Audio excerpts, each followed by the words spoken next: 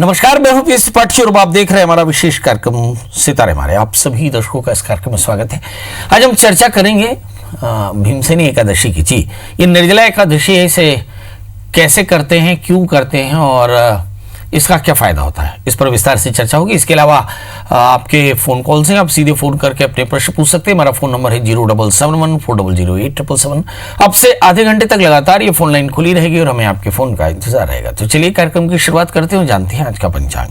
आज शुभ संवत 2077 शक 1942 सूर्योत्तरायण का ज्येष्ठ महीने के शुक्ल पक्ष की एकादशी तिथि और दिन मंगलवार। आज एकादशी 12:05 तक। आज चित्रा नक्षत्र होंगे रात्रि को 10:55 तक। आज चंद्रमा कन्या राशि में। आज का राहु काल 3:21 से 6:01 तक होगा। तो दोस्तों ये तो 5:01 तक। तो दोस्तों ये तो था पंचांग। और अब बात करते हैं भीमसेनी एकादशी की। जी, ज्येष्ठ महीने के शुक्ल पक्ष की एकादशी को निर्जला एकादशी या भीमसेनी एकादशी कहते हैं। इस व्रत में भोजन करना और पानी पीना दोनों ही निषिद्ध माना जाता है। बड़ी बात यह है कि ज्येष्ठ महीने में सबसे ज्यादा गर्मी पड़ती है और ऐसी स्थिति में भीमसेनी एकादशी में निर्जला रहना ये कठिन भी है और महत्वपूर्ण भी है। शास्त्र के अनुसार इस एकादशी पर व्रत करने से वर्ष भर की एकादशियों का पुण्य प्राप्त हो जाता है।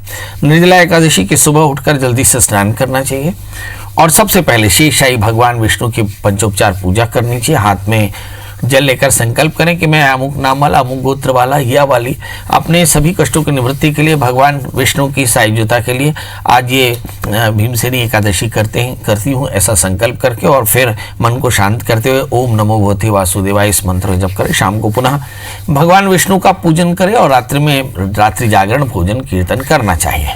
कहते हैं एक भोजी भूमिशाई भूत्वा पराशुचि। अगर बहुत मुश्किल हो तो एक बार भोजन कर सकते हैं, परंतु भूमि में शयन करें, ब्रह्मचर्य का पालन करें।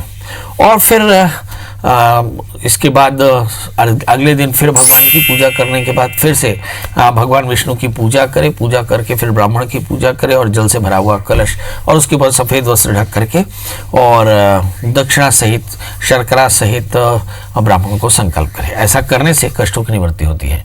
तो कुल मिलाकर के ये एकादशी है जो 5 ज्ञानेंद्रियां, 5 कर्मेंद्रियां और इसके अलावा मन, बुद्धि, चित्त, अहंकार, अंतःकरण की सभी प्रकार के कष्टों की निवृत्ति के लिए एकादशी के व्रत किए जाते हैं। इसका मतलब कायिक, वाचिक, मानसिक पापों का निदान एकादशी के व्रतों से होता है। निर्जला एकादशी इनमें सबसे श्रेष्ठ है, इसलिए निर्जला एकादशी जरूर रखना चाहिए। जो ये एकादशी व्रत जरूर कठिन है, मगर इसके करने से सभी मनोकामनाएं पूर्ण होती हैं। जी, तो अब 12 राशियों का सफर शुरू करते हैं। 12 राशियों में पहली राशि आती है मेष यानी अरीस। इस राशि वाले जातकों के लिए देखते हैं कि आज का दिन इनके लिए कैसा रहेगा। सबसे पहली बात तो यही है कि जो चंद्रमा है इस समय कन्या राशि में बैठे हैं, मतलब 6ठे स्थान में बैठे हैं, जिसके मायने ये होते हैं कि परिवार को लेकर के चिंता थोड़ी सी बढ़ेगी।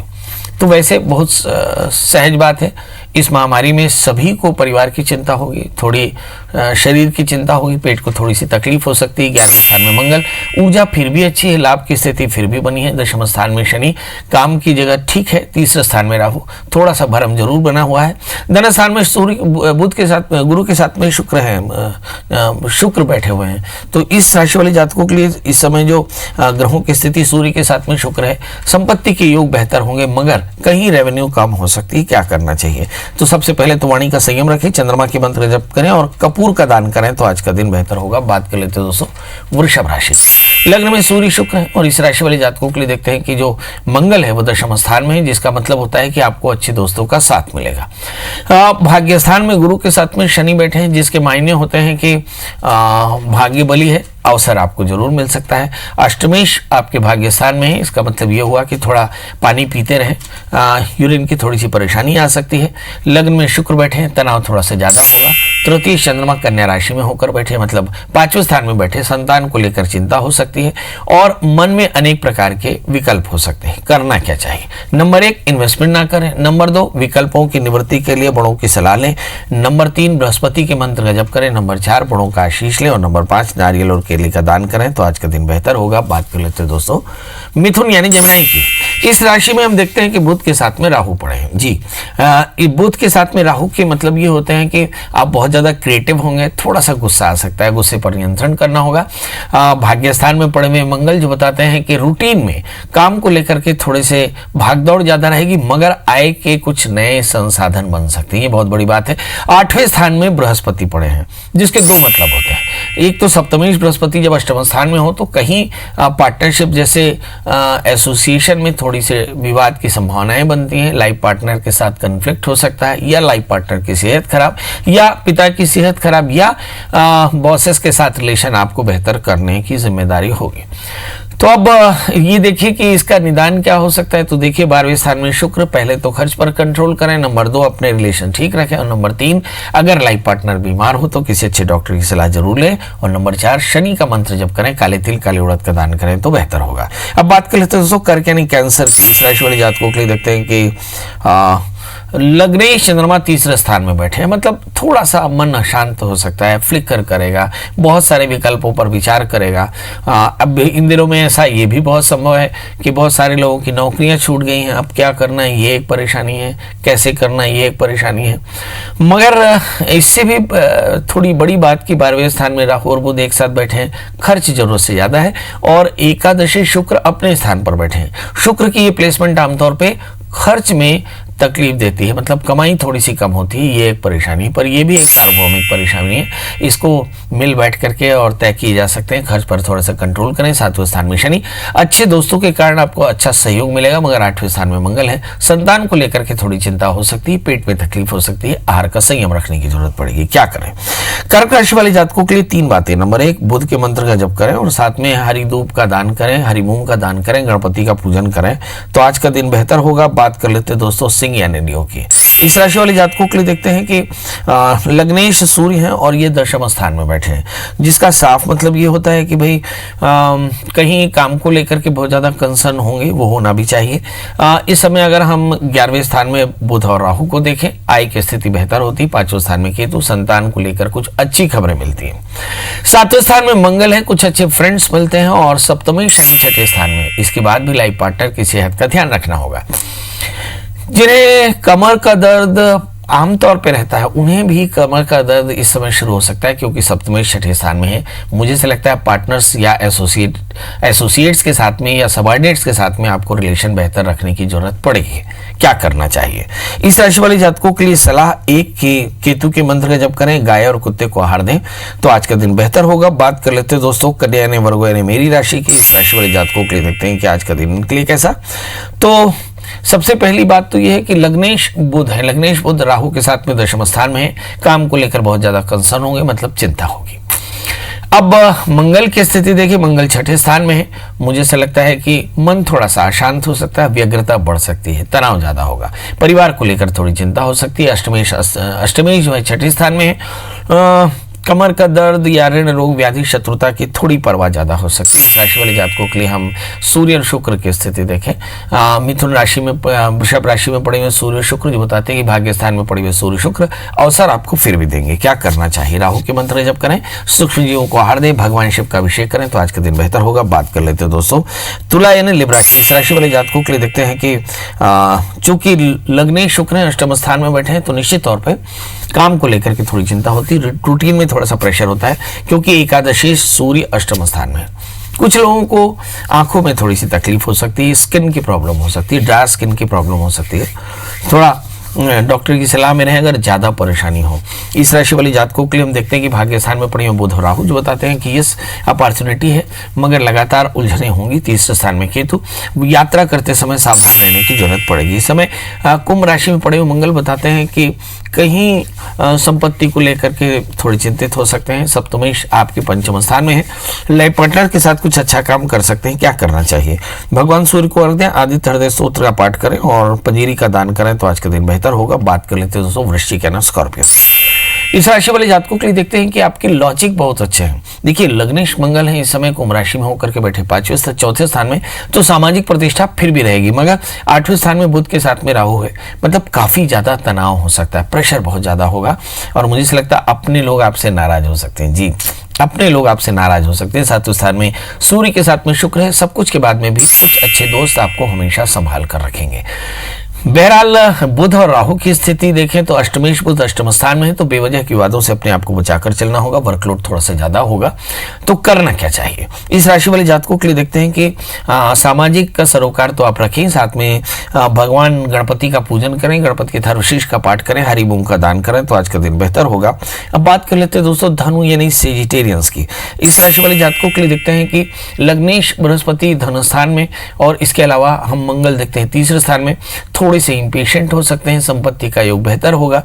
इस राशि के जातकों के लिए हम देखते हैं कि छठवें स्थान में शुक्र स्वग्रही होकर के बैठे, जिसका मतलब है कि ऋण बढ़ सकता है, रोगों की चिंता हो सकती है, शत्रु बाधा भी हो सकती है जी। इस राशि के लिए एक दूसरी बात है कि अगर हम भाग्येश सूर्य को छठे स्थान में देखें, जिसका मतलब होता है कि बहुत सारे बनते हुए काम आपके बाधित हो सकते हैं। कन्या राशि पे चंद्रमा पड़े हैं, तो इसका मतलब ये होता है कि कहीं ना कहीं कुछ बड़ी अपॉर्चुनिटी आपको मिल सकती है। रूटीन को लेकर के अच्छे दोस्तों की सलाह जरूर लेनी चाहिए, क्या करना चाहिए आपको। तो केतु के मंत्र जप करें, सूक्ष्म जीवों को आहार दें, तो आज का दिन बेहतर होगा। बात कर लेते हैं दोस्तों मकर यानी कैप्रिकॉर्न्स की। इस राशि वाले जातकों के लिए देखते हैं कि लग्न में ही बृहस्पति के साथ में शनि, जिसका मतलब ये होता है कि आप बहुत ज्यादा क्रिएटिव हैं, बहुत ज्यादा जस्टिफाइड हैं, और जीव दया यानी लोगों की सेवा करने से आपको बहुत सुकून मिल रहा है। धन स्थान में मंगल पड़े हैं, जो बताते हैं कि परिवार को लेकर के आप भी चिंतित हो सकते हैं। सप्तमी चंद्रमा भाग्य स्थान में है, दोस्तों का बढ़िया साथ मिलने वाला है, लाइफ पार्टनर का भी बढ़िया सहयोग मिलेगा। इस राशि वाले जातकों के लिए राहु की स्थिति देखने की है। राहु इस राशि में हम देखते हैं कि जब मिथुन राशि में बुध और राहु एक साथ बैठे यानी छठे स्थान में, तो यस बहुत ज्यादा शत्रुता की संभावना है और यात्राएं बहुत सुखदायी नहीं होंगी, क्योंकि 12वें स्थान में केतु है। करना क्या चाहिए, तो आप हनुमान जी का दर्शन करें, हनुमान चालीसा का पाठ और मसूर की दाल गुड़ का दान करें, तो आज का दिन बेहतर होगा। अब बात कर लेते हैं दोस्तों कुंभ यानी लग्न में मंगल है, दशमेश मंगल लग्नस्थ है, और लग्नेश शनि 12वें स्थान में बैठे हैं। सेहत को लेकर के सावधान रहना पड़ेगा, बड़ी अपॉर्चुनिटी आपको मिल रही है। इस समय एनर्जी बहुत शानदार है, थोड़ी सी धन हानि हो सकती है, पारिवारिक सुख बेहतर होंगे। कुंभ राशि वाली जातकों के लिए देखते हैं कि बृहस्पति और शनि एक साथ है, मतलब इस समय संपत्तिक विवादों से बचना चाहिए और बैठ करके बातें करनी चाहिए। हेल्थ को लेकर के बहुत ज्यादा सावधान रहने की जरूरत है। चंद्रमा इस समय इस राशि वाली जातकों के लिए देखते हैं कि एग्जैक्टली कन्या राशि यानी 8वें स्थान में बैठे हैं, तो यस कमर का दर्द हो सकता है, ऋण की बहुत चिंता हो सकती है। क्या करना चाहिए आपको, चाहिए कि आप ऋण मोचन मंगल स्तोत्र का पाठ करें, भगवती महामाया के दर्शन करें और खीर का दान करें, तो आज का दिन बेहतर होगा। बात कर लेते दोस्तों मीन राशि की। लग्नेश शनि 11वें स्थान में बृहस्पति के साथ में, आय की स्थिति अच्छी है, अपॉर्चुनिटीज भी आपके पास बहुत अच्छी है, सत्ता भी अच्छी है जी, गवर्नमेंट से आपको बहुत ज्यादा फायदा भी हो सकता है। मीन राशि वाले जातकों के लिए दूसरी बात, 7वें स्थान में चंद्रमा है। आज कुछ दोस्तों को लेकर आप बहुत इमोशनल हो सकते हैं, मतलब हो सकता है कुंभ का बिछड़ा कोई दोस्त आपको मिल जाए, या फिर कुछ लोगों की लव लाइफ की शुरुआत हो जाए। बहरहाल अगर हम मंगल 12वें स्थान में देखें तो सेहत की थोड़ी सी परेशानी हो सकती है और कुछ बड़ी अपॉर्चुनिटी चूक सकती है, मतलब आपको हर अपॉर्चुनिटी को ग्रैब करना और उसके लिए आपको अलर्ट रहना है। चौथे स्थान में बुध के साथ में राहु है, बुजुर्गों की सेहत का एकदम ध्यान रखिए। क्या करना चाहिए इस राशि वाले जातकों के लिए, शनि के मंत्रों का जप करना, काले तिल काले उड़द का दान करना फायदेमंद है। हमारे साथ हमारी कॉलर जुड़ चुकी हैं ऋचा जी। ऋचा जी आपका बहुत बहुत स्वागत है। टीवी की आवाज बंद कर दें और डेट ऑफ बर्थ, टाइम और प्लेस बताएं। हाँ जी, नमस्कार पंडित जी। जी नमस्कार, बताएं। मैं मथुरा से बोल रही हूँ और मुझे अपने भाई और अपने विषय दोनों के विषय में पूछना है। तो भाई की जो डेट ऑफ बर्थ है वो है 25 जून 1977। टाइम है सुबह 6:45 का और जन्म स्थान है मथुरा। जी क्या जानना है? और मेरा जो डेट ऑफ बर्थ है वो 14 अक्टूबर 1973 सुबह 7:15 पर भरतपुर स्थान है। एक बार फिर से बता दीजिए। भाई के हाँ, डेट ऑफ बर्थ मेरी है 14 अक्टूबर 1973। समय है सुबह 7:15। जन्म स्थान और जन्म स्थान है भरतपुर। ये तो मेरा रहा। भाई का मैंने आपको बताया है, दोबारा बताऊं? जी बताइए, क्या जानना चाहते हैं? मुझे भाई के विषय में ये पूछना है कि भाई का अपनी वाइफ के साथ थोड़ा सा सामंजस्य बहुत कम हो पाता है। हमेशा उसका जो दाम्पत्य जीवन है वो मतलब बहुत संघर्ष में और लड़ाई झगड़े बहुत होते हैं उसके। तो क्या है उसका, एक उसका बिजनेस जो है वो सुचारू रूप से नहीं चल पाता है मेहनत बहुत करता है पर उसके अकॉर्डिंग उसको बहुत कम मिलता है। चलिए, और मेरे विषय में मेरी तबीयत सही नहीं रहती है बिल्कुल भी। 2 साल हो गए, मैं 2 साल से मतलब कोई ना कोई परेशानी शरीर के अंदर। 1 साल के अंदर 2 ऑपरेशन हो चुके हैं और बहुत ज्यादा अभी भी तबीयत ऐसी सही नहीं रहती है। चलिए आइए। आपके भैया का जन्म लग्न मिथुन है, उनकी राशि तुला है, सप्तमी यानी विवाह के स्वामी 12वें स्थान यानी हानि स्थान में बैठे हैं, इसलिए आमतौर पे विवाद होता है और ये बाई डिफॉल्ट है। मुझे ऐसा लगता है ये भाग्य से ही है। कोशिश करें कि बृहस्पतिवार का व्रत करें, नमक तेल का त्याग करें, बृहस्पति मंत्रों का जप करें, तो ऐसा 1 वर्ष तक करने से कष्ट दूर हो जाएंगे।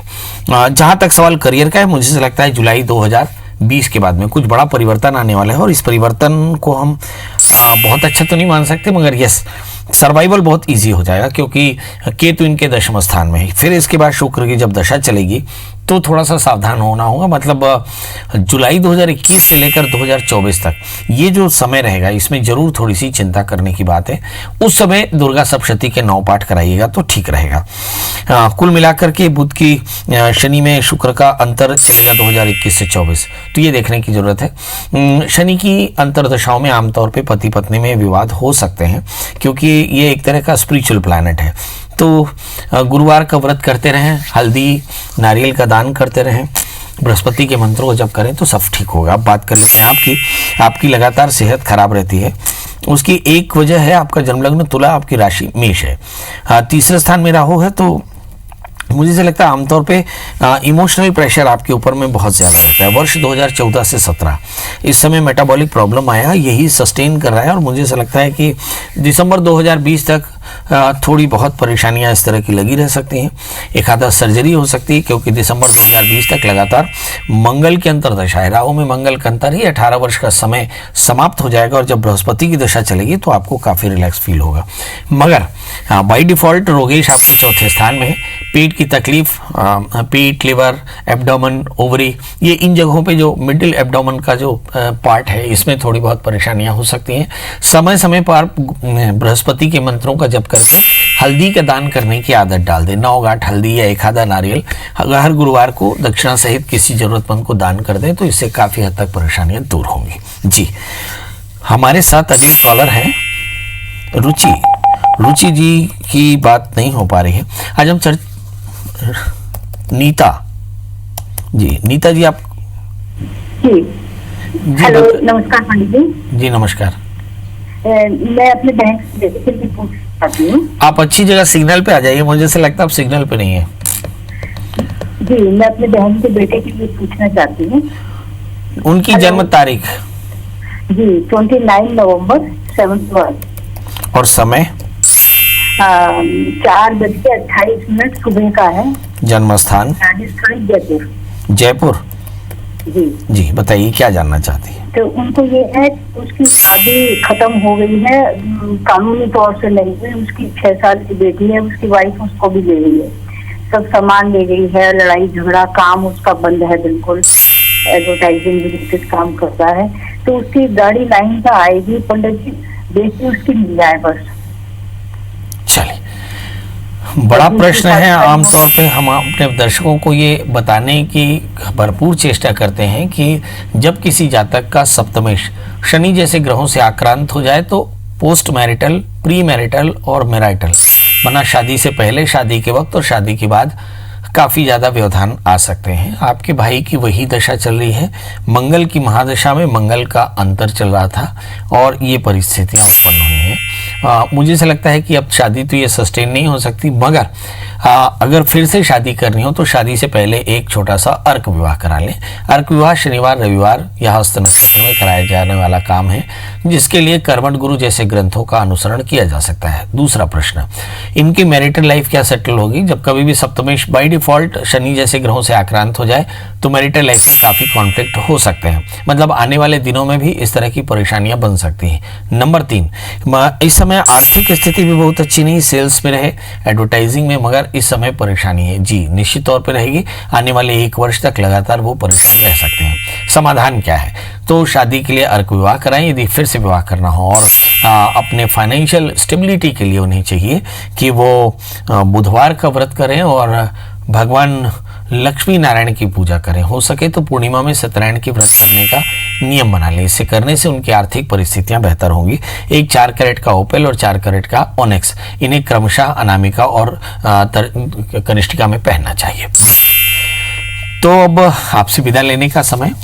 लगातार कोरोना बढ़ रहा है और इस बढ़ते कोरोना की महामारी में थोड़ी सावधानी आपसे अपेक्षित है। हालांकि अनलॉकडाउन शुरू हो गया, अनलॉक शुरू हो गया है और मुझे ऐसा लगता है कि अनलॉक 1 चल रहा है। धीरे धीरे चीज़ें अनलॉक हो रही हैं, मगर यहाँ पे संक्रमण की ज़्यादा संभावनाएं हैं। तो कोशिश करें मास्क लगा के रखें, सोशल डिस्टेंसिंग का पालन करें, शासन के नियमों का पालन करें, अनावश्यक यात्रा न करें, कम से कम लोगों से मिलें और अपने आप को सुरक्षित रखें। चलिए तो फिर कल मिलेंगे किसी नए विषय के साथ। तब तक मुझे दी इजाजत। नमस्कार।